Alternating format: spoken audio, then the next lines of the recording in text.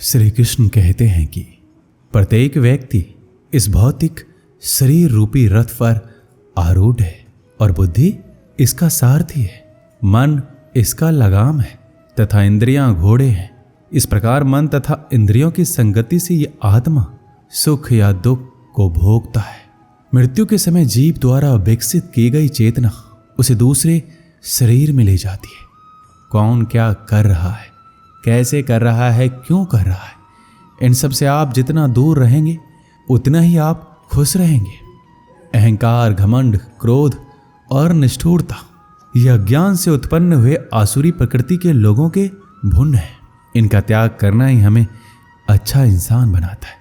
मोह उसी का करो जिस पर आपका अधिकार है। जिस पर आपका अधिकार ही नहीं है उसका मोह भी नहीं करना चाहिए। विषय वस्तुओं के बारे में सोचते रहने से मनुष्य को उनसे आसक्ति हो जाती है। इससे उनमें कामना यानी इच्छा पैदा होती है और कामनाओं में विघ्न आने से क्रोध की उत्पत्ति होती है। जितना हो सके खामोश रहना ही अच्छा है, क्योंकि सबसे ज्यादा गुनाह इंसान से उसकी जुबान ही करवाती है। श्री कृष्ण कहते हैं, हे अर्जुन, अपने परम भक्तों जो मेरा स्मरण या चित्त मन से मेरा पूजन करते हैं, मैं व्यक्तिगत रूप से उनके कल्याण का उत्तरदायित्व लेता हूँ। जो लोग भक्ति में श्रद्धा नहीं रखते वो मुझे प्राप्त नहीं कर पाते, अतः वह भौतिक जगत में जन्म मृत्यु के मार्ग पर वापस आते रहते। किसी काम की चिंता करना ठीक है, फिर चिंता इतना भी नहीं होना चाहिए कि वह काम ही बिगड़ जाए। अच्छी नीयत से किया गया काम कभी व्यर्थ नहीं जाता और उसका फल आपको जरूर मिलता है। मैं किसी का भाग्य नहीं बनाता, हर कोई अपना भाग्य खुद बनाता है। आप जो भी कर्म कर रहे हो उसका फल आपको कल प्राप्त होगा, और आज जो आपका भाग्य है वह आपके द्वारा पहले किए गए कर्मों का फल है। तुम्हें सिर्फ अपने कर्म करने का अधिकार है, किंतु कर्म के फलों के तुम अधिकारी नहीं हो। तुम ना तो कभी अपने आप को अपने कर्मों के फलों का कारण मानो, ना ही कर्म ना करने में कभी आसक्त हो जाओ।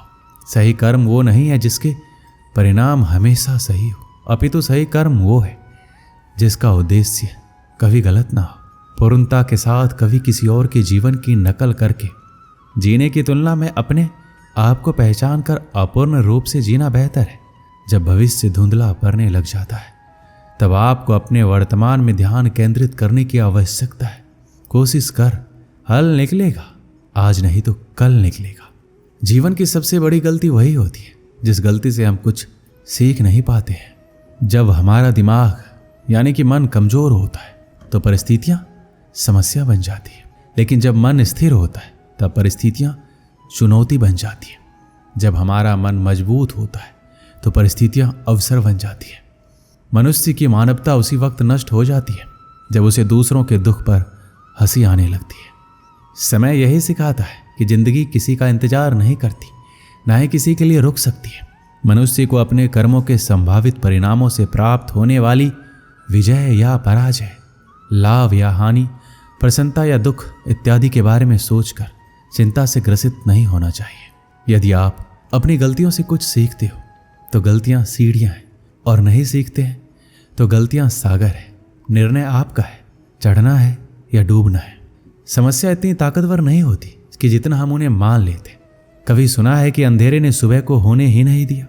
गलतियां ढूंढना गलत नहीं है, बस शुरुआत खुद से होनी चाहिए। जरूरी नहीं हर बार आपके शब्दों को सही समझा जाए, इसलिए कभी कभी चुप रहना ही ज़्यादा बेहतर होता है। जो जितना अधिक शांत होता है वो उतना ही गहराई से अपनी बुद्धि का प्रयोग कर सकता है। सबसे समझदार और स्थिर बुद्धि वाला व्यक्ति वही है जो सफलता मिलने पर अहंकार में नहीं जाता और विफलता में गम में नहीं डूबता। प्रशंसा हो रही हो तो ज़्यादा सावधान रहने की जरूरत है। जिसने मन को जीत लिया है उसके लिए मन सर्वश्रेष्ठ मित्र है, किंतु जो ऐसा नहीं कर पाया उसके लिए उसका मन सबसे बड़ा शत्रु बना रहेगा। नकारात्मक विचारों का आना तय है, परंतु ये आप पर निर्भर करता है कि आप उन्हें कितना महत्व देते हैं। याद रखना, बेहतरीन दिनों के लिए बुरे दिनों से लड़ना पड़ता है।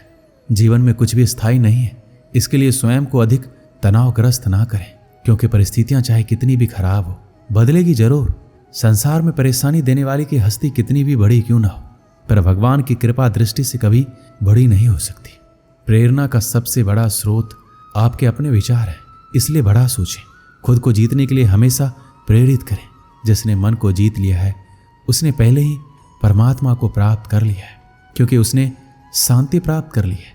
ऐसे मनुष्य के लिए सुख दुख, सर्दी गर्मी और मान अपमान एक जैसे होते हैं। मुश्किलें केवल बेहतरीन लोगों के हिस्से में आती हैं, क्योंकि वही लोग उसे बेहतरीन तरीके से अंजाम देने की ताकत रखते हैं। कोई कुछ भी कहे, बस अपने आप को शांत रखो, क्योंकि सूरज का तेज कितना भी क्यों ना हो, समुद्र को सुखा नहीं सकता। जहां आपकी कोई कीमत नहीं, वहां पर रुकना अनुचित है, चाहे वो किसी का घर हो या किसी का मन। जब कोई हाथ और साथ दोनों ही छोड़ देता है, तब कुदरत कोई ना कोई उंगली पकड़ने वाला भेज देता है, और उन्हीं का नाम कान्हा है। जो मन को नियंत्रित नहीं करते, उनके लिए वह शत्रु के समान कार्य करता है। दुनिया के सामने जीतने वाला विजेता नहीं होता, बल्कि किन रिश्तों के सामने कब और कहां पर हारना है, ये जानने वाला भी विजेता होता है। जो लोग बुद्धि को छोड़कर भावनाओं में बह जाते हैं, उन्हें हर कोई मूर्ख बना सकता है। जैसे जल में तैरती नाव को तूफान उसे अपने लक्ष्य से दूर ले जाता है, ठीक वैसे ही इंद्रिय सुख मनुष्य को गलत रास्ते की ओर ले जाता है। आपका विश्वास एक पर्वत को भी खिसका सकता है, लेकिन आपके मन का संदेह दूसरा पर्वत खड़ा कर सकता है। हमारा खुद पर विश्वास होना बहुत ही जरूरी है, क्योंकि हम अपने रास्ते पर खुद चलते हैं। वक्त कभी भी एक जैसा नहीं रहता। उन्हें भी रोना पड़ता है जो बेवजह दूसरों को रुलाते हैं। अपनी इच्छा शक्ति के माध्यम से अपने आप को नई आकृति प्रदान करें। कभी भी स्वयं को अपनी आत्म इच्छा से अपमानित ना करें। इच्छा एकमात्र स्वयं का मित्र होता है, और इच्छा ही एकमात्र स्वयं का शत्रु है। श्री कृष्ण कहते हैं, खुद को कमजोर कभी नहीं समझना चाहिए। अगर आप गिरते हो तो उठने का प्रयास करो, लड़ो और पूरी निष्ठा से अपना कर्तव्य कर्म निभाओ। बाकी सब कुछ मुझ पर छोड़ दो। हो सकता है हर दिन अच्छा ना हो, लेकिन हर दिन में कुछ अच्छा जरूर होता है। धैर्य रखिए। कभी कभी आपको जीवन में सबसे अच्छा पाने के लिए सबसे बुरे दौर से गुजरना पड़ता है। रोना बंद करो और अपनी तकलीफों से खुद लड़ना सीखो, क्योंकि साथ देने वाले भी शमशान से आगे नहीं जाते। समय जब न्याय करता है, तब गवाहों की आवश्यकता नहीं पड़ती है। अगर साफ नियत से मांगा जाए तो ईश्वर किस्मत से बढ़कर देता है। जब भी विनाश होने का प्रारंभ होता है, शुरुआत में इंसान वाणी का संयम खोता है। जीवन में सब कुछ खत्म होने जैसा कुछ भी नहीं होता। हमेशा एक नई शुरुआत हमारा इंतजार कर रही होती है। जीवन में यदि खुश रहना है तो अधिक ध्यान उस चीज पर दें जो आपके पास है, उस पर नहीं जो दूसरों के पास है। उस दिन हमारी सारी परेशानियां खत्म हो जाएगी, जिस दिन हमें यकीन हो जाएगा कि हमारा सारा काम ईश्वर की मर्जी से होता है। एक समय की बात है, एक राज्य में एक राजा और गूंगे फकीर में गहरी मित्रता थी। राजा फकीर से अपने दिल की हर बात कहता और फकीर मुस्कुराते हुए सुनता। राजा फकीर से अपने दिल की हर बात कहता और फकीर मुस्कुराते हुए सुनता। राजा को उसका साथ इतना भाने लगा कि उसने उसकी रहने की व्यवस्था अपने महल में करवा दी थी। फकीर राजा के साथ महल में रहने लगा। समय गुजरता गया और राजा का प्रेम उसके प्रति बढ़ता गया। एक दिन राजा अपने काफिले के साथ राज्य भ्रमण पर निकला। फकीर भी उसके साथ था। शाम को वह राज्य के अंतिम छोर के गांव की स्थिति जानकर वापस लौट रहे थे। रास्ते में घना जंगल पड़ा। राजा का काफिला रास्ता भटक गया।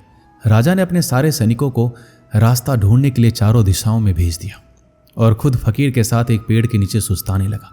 उस पेड़ पर एक फल लगा हुआ था। राजा और फकीर दोनों भूखे थे। राजा ने पेड़ पर चढ़कर फल तोड़ लिया और उसके 6 टुकड़े कर दिए, 3 अपने लिए, 3 फकीर के लिए। अपनी आदत के अनुसार उसने अपना पहला टुकड़ा फकीर को दिया। फकीर फल खाकर मुस्कुराया और अपना हाथ आगे बढ़ा दिया। राजा ने दूसरा टुकड़ा भी फकीर को दिया। फकीर फल खाकर मुस्कुराया और फिर से अपना हाथ आगे कर दिया। राजा ने उसे तीसरा टुकड़ा भी दे दिया। एक एक करके फकीर 5 टुकड़े खा गया और छठवें के लिए भी आगे हाथ बढ़ा दिया। यह देखकर राजा को बड़ा क्रोध आया। वह बोला, ये मेरा तुम्हारे प्रति प्रेम है कि मैं तुम्हें अपने महल में अपने साथ रखता हूँ, हर सुख सुविधा तुम्हें मुहैया करवाता हूँ, पर आज मुझे पता चल गया कि तुम्हारे दिल में मेरे लिए जरा सा भी प्रेम नहीं है। भूखा मैं भी हूँ, किंतु तुम इतने स्वार्थी हो कि सारा फल खुद खा जाना चाहते हो। तुम्हारी असलियत में जान क्या, आज से हमारी दोस्ती खत्म।